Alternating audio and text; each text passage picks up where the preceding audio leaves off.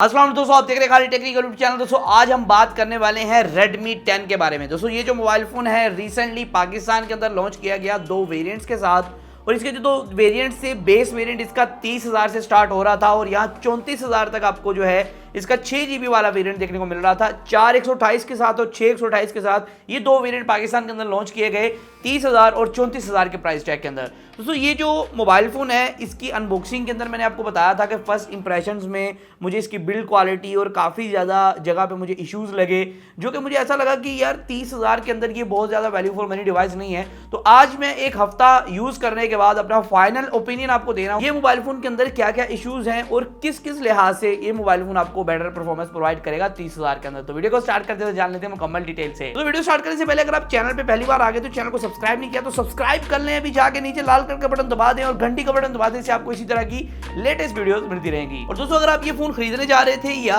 खरीद लिया है तो मुझे बताइएगा आपका एक्सपीरियंस इस फोन के साथ कैसा रहा।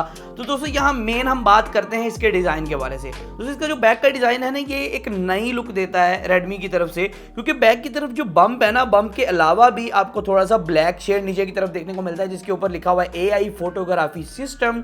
और ये थोड़ा सा बुरा लगता है मेरे ख्याल में, क्योंकि कैमरा बम्प बड़ा होना बुरा नहीं लगता इतना, कि कैमरा बम्प का जो ऊपर वाला एरिया है ना, ये इन्फिनिक्स टाइप लुक देता है कि नीचे बम्प के अलावा भी आपको काला काला शेड देखने को मिल रहा है।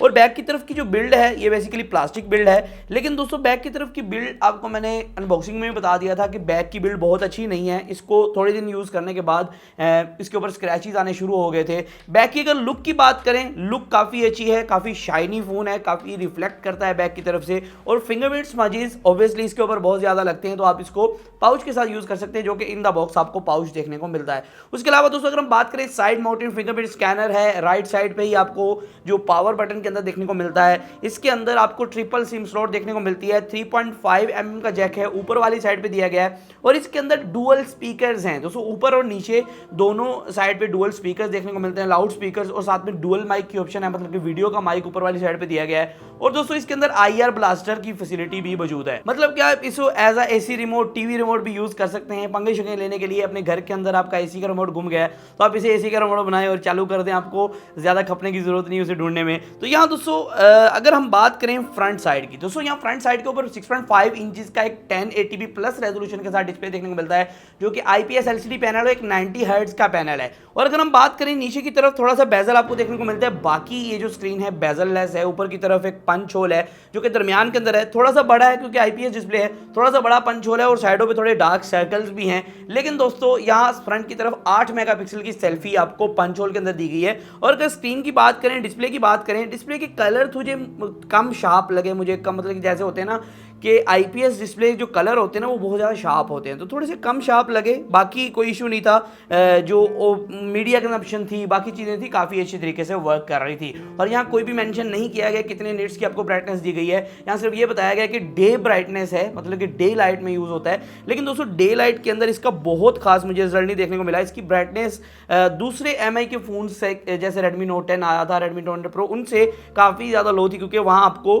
ज़्यादा निट्स की ब्राइटनेस आपको देखने को मिल रही थी। दोस्तों अगर परफॉर्मेंस की बात करें, इसके अंदर Helio G88 का एक नया प्रोसेसर देखने को मिलता है। इसके मैं Antutu की बात करता हूं, पहले मैं आपको बताता चलूं, मेरे पास 6 128 वाला वेरिएंट है, इस पे मैंने सारी गेमिंग सारी चीजें की है। अगर हम बात करें, इसके अंदर Mali का G52 का GPU देखने को मिलता है, जिसके ऊपर अगर गेमिंग मैं करता हूं तो गेमिंग के अंदर मुझे काफी ज्यादा अच्छी परफॉर्मेंस देखने को मिल रही थी। मुझे कोई ऐसा मसला नहीं था, HD पे हाई फ्रेम रेट पे आप खेल पा रहे थे, तो आप कह सकते हैं गेमिंग आप सीमलेसली कर पाएंगे। नॉर्मल सेटिंग पे, मीडियम सेटिंग पे गेमिंग जो है वो चल जाती है इस फोन के ऊपर। और ये फोन एक अच्छी बात कि हीटअप नहीं होता है, इसके अंदर हीटिंग इश्यूज बहुत ज़्यादा कम है, बहुत कम हीटअप होता है, मतलब कि आपको ऐसा नहीं होगा कि फ़ोन पीछे से तप जाएगा, हल्की हल्की हीट पकड़ेगा, जो कि नॉर्मल होता है हर फोन के लिए। तो गेमिंग के लिहाज से ये फ़ोन अच्छा परफॉर्म कर रहा था, काफ़ी बेहतरीन चल रहा था। दोस्तों इसके जो Antutu स्कोर हैं वो 2,40,000 के प्लस आ रहे थे, जो कि मेरे ख्याल में इस रेंज के अंदर एक अच्छे Antutu स्कोर हैं। उसके अलावा दोस्तों इसके अंदर 5000 mAh की बैटरी है, जो कि 33 वाट की फास्ट चार्जिंग को सपोर्ट करती है। इन द बॉक्स आपको चार्जर भी देखने को मिलता है, और 9 वाट की रिवर्स चार्जिंग को भी सपोर्ट करती है, मतलब कि इसके साथ अपने ईयरबड या दूसरी चीज़ें छोटी मोटी होती हैं,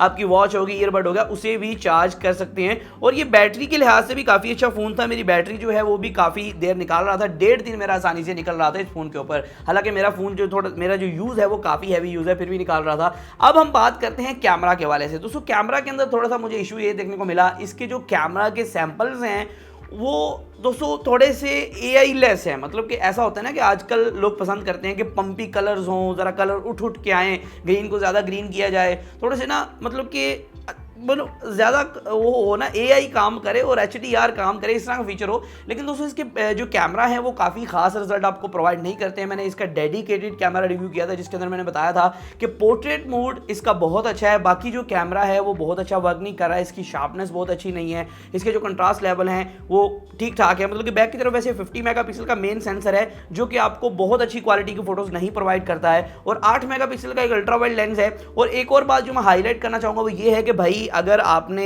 एक 30,000 का फोन दिया है तो कम से कम उसके अंदर 4K एनेबल कर दें, क्योंकि यहाँ जो सेंसर लगाया गया है उस हिसाब से इसके अंदर 4K होना चाहिए था, लेकिन इसके अंदर 4K की फैसिलिटी आपको नहीं दी गई है। आप सिर्फ 1080 पे ही वीडियो रिकॉर्ड कर पाएंगे, और 1080p 30 FPS पे वीडियो रिकॉर्ड कर पाएंगे। 60 FPS का ऑप्शन इसके अंदर डेडिकेट आपको नहीं देखने को मिलता है। फ्रंट पे भी 1080p पे कर पाएंगे, और इमेज स्टेबलाइजेशन के नाम पे कुछ नहीं है, यहाँ इमेज स्टेबलाइजेशन आपको नहीं देखने को मिलेगी। जो अल्ट्रा वाइड लेंस है उसके अंदर थोड़ी सॉफ्टवेयर बेस्ड इमेज स्टेबलाइजेशन है, जिससे वो थोड़ा सा जूम हो जाता है, लेकिन वो काफी ज्यादा अल्ट्रा वाइड है, इस वजह से आपको महसूस नहीं होता। लेकिन नॉर्मल कैमरा के अंदर आपको किसी भी किस्म की इमेज स्टेबलाइजेशन नहीं देखने को मिलती। दोस्तों फ्रंट सेल्फी जो है वो 8 मेगापिक्सल की है, लेकिन दोस्तों काफी अच्छा वर्क कर रही थी, तो मेरा डे टू डे यूजेज में काफी अच्छा गुजारा कर रही थी। वही बात आ जाती है, थोड़ी सी सैचुरेशन की कमी है, बाकी जो है फोन काफी कमाल का चल रहा था। दोस्तों अगर फिंगरप्रिंट स्कैनर और फेस अनलॉक की बात करें, ये भी काफी कमाल थे, काफी सीमलेसली फास्ट ओपन हो रहे थे। इसका फेस अनलॉक और फिंगरप्रिंट स्कैनर काफी अच्छा चल रहा था। सो ओवरऑल अगर मैं अपने ओपिनियन की बात करूं ना, तो अगर कोई बंदा ओवरऑल एक फोन लेना चाहता है तो मैं उसे ये फोन रेकमेंड नहीं करूंगा। मैं उसे यही मशवरा दूंगा कि वो Note 10 की तरफ चल जाए रेडमी की तरफ से,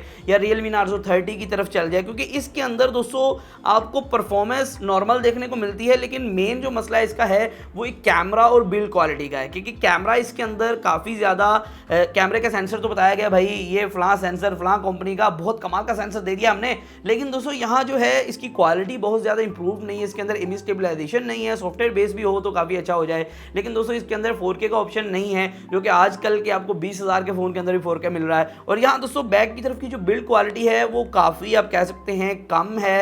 अगर आप 30,000 की रेंज के हिसाब से देखते हैं, अगर Redmi Note 10 को देखें उसकी काफ़ी अच्छी बिल्ड क्वालिटी है, उसके अंदर एमोलेड डिस्प्ले है। बेशक आपको 90 हर्ट्ज जैसी फैसिलिटी नहीं मिलती है तो आप, लेकिन इस रेंज के अंदर और भी फ़ोन अगर देखें 90 हर्ट्ज के आपको काफ़ी ज़्यादा ऑप्शंस मिल जाएंगे। तो ये फ़ोन मैं रेकमेंड नहीं करता हूँ आपको। हाँ अगर कोई लेना चाहता है, किसी को सस्ता मिल रहा है भाई, आपको कोई जुगाड़ शिगाड़ लग रहा है तो भी ले सकते हैं। दोस्तों आज की वीडियो में इतना ही रहा, फिर बात अगले वीडियो के साथ। अल्लाह हाफिज़।